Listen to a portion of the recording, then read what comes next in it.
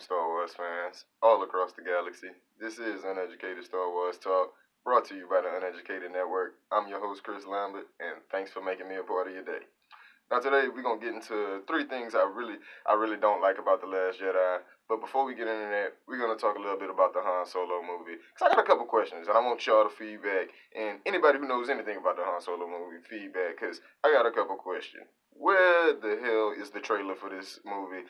It comes out in May, and I sort of understand why the trailer haven't come out yet, being that we just coming off The Last Jedi, and I don't, it kind of would feel like oversaturation. I always said that you could never oversaturate Star Wars. It's the best movie. It's the best movie franchise in movie history or whatever. But it kind of would feel a little oversaturated if we did get a Han Solo movie immediately right after the Last Jedi and all the backlash it's received for whatever reason. Because I still love the movie, even though I'm going to be talking about things I dislike. Doesn't mean I don't like the movie. I still love the movie, but that's the biggest question right now. When are we gonna see a Han Solo trailer? When would be the perfect time? And tell you the truth, I really don't know. I don't think they'll put it out with the Super Bowl because it's not gonna be on a Disney-owned channel, and I don't think Disney will. Even though I know they got it like that, but I don't think why you know how expensive the Super Bowl ads are. So why pay that big price just for like a 30-second trailer? And you know your trailer is gonna be way more than 30 seconds. I know it's a huge price on like 30-second ads.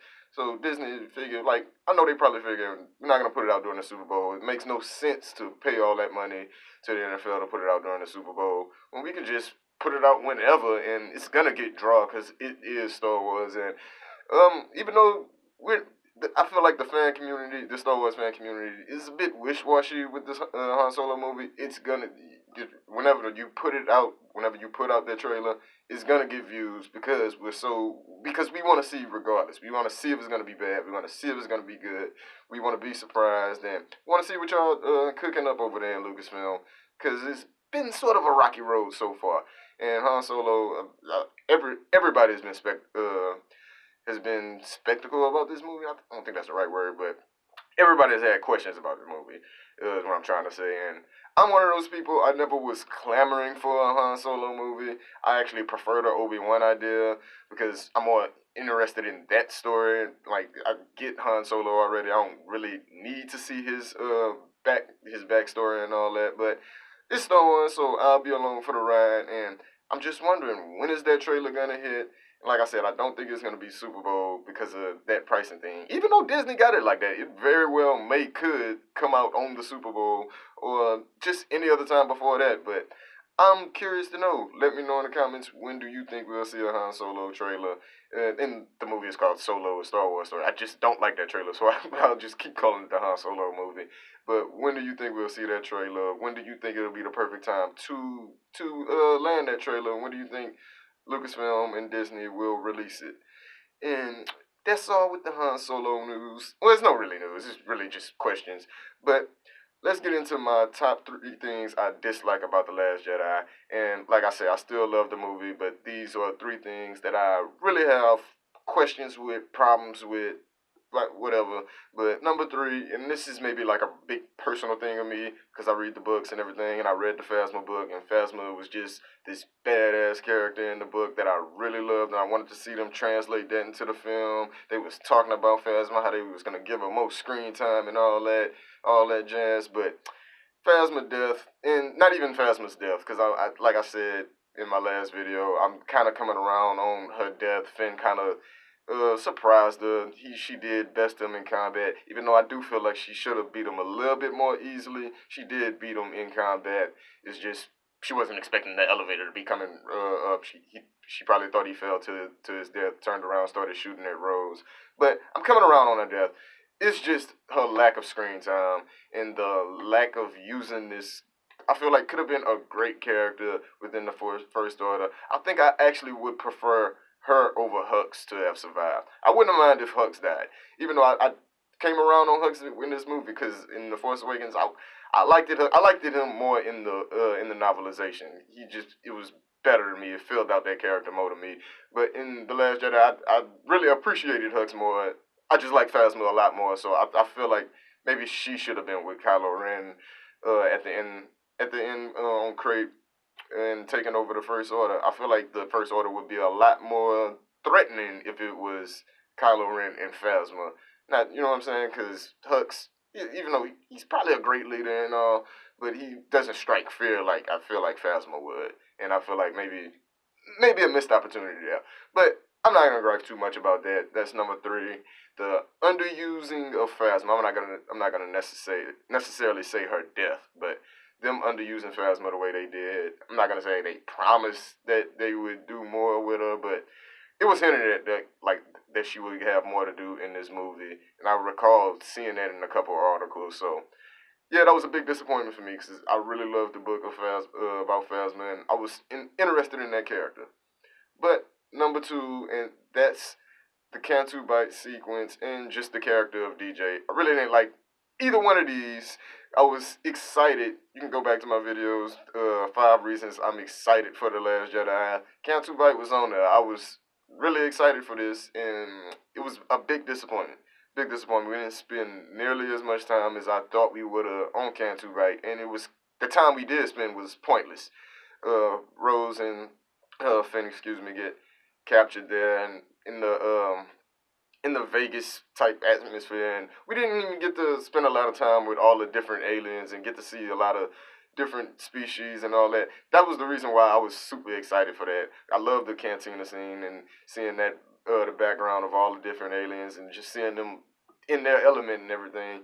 We didn't get to spend a lot of time with that there, and that was a big disappointment for me because that was, like I said, one of the big things I love in Star Wars, seeing all the different aliens and the great job they do with the effects, which I'm going to say the aliens I did say they looked great, but I just wanted more. DJ, I've said in my review how much I dislike his character. I'm not going to spend too much time on it, but yeah, that was a big missed opportunity to have a great actor like Benicio del Toro. And maybe it was because I was expecting him to be some big reveal. You know what I'm saying? But either way, don't like that character. Wish it could have been better. Wish I would like it. But that whole sequence on Cantu Bite, Rose and Finn meeting DJ, then ultimately to fill their little mission, wasn't a big fan of it. But my number one thing is Luke's projection of himself at the end. I don't have a problem with the actual force power of force projection or whatever you would call it. And I do believe Rian Johnson has spoken out uh, on why he chose to go this route with having Luke project his younger self, which confused me off that. Cause I thought maybe he trimmed his beard and all that, but it was full of color. It wasn't old man Luke that popped up. But my problem with the projection of himself is that he did the younger version of himself and the blue lightsaber. And I do believe, like I said, I do believe Rian Johnson had given some reason why he used the blue lightsaber. But in my mind, Kylo Ren probably should have known that it was him and Rey just broke that lightsaber. But maybe he wasn't thinking right. Seeing Luke there, he probably was terrified out of his mind, and that's my headcanon why Kylo Ren didn't realize that, hey, this can't be him. I just broke that lightsaber. That's what I'm telling myself, is that Kylo Ren was probably scared out of his mind when he seen Luke. That's why he got everybody all the walkers to fire at him at one time. That was a pretty good scene because watching again on like I think my third viewing, I was like, put myself back in the feelings of seeing it my first time, and I was like, man, I remember how excited I was to see Luke walking out there amidst the walkers and just standing in front of the walkers. I was like, man, what is he about to do?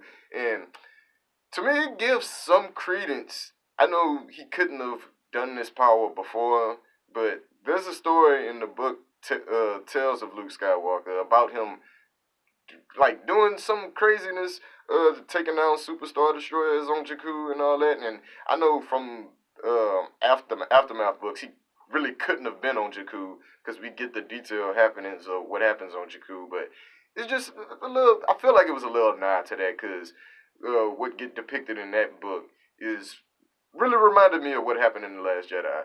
So seeing that Luke being all powerful and doing the Master Luke, what we thought we would get from him, it just being that it was a force projection. Like I said, I don't have a problem with with the actual force power. I just have a problem with how he depicted himself being young Luke with the blue lightsaber.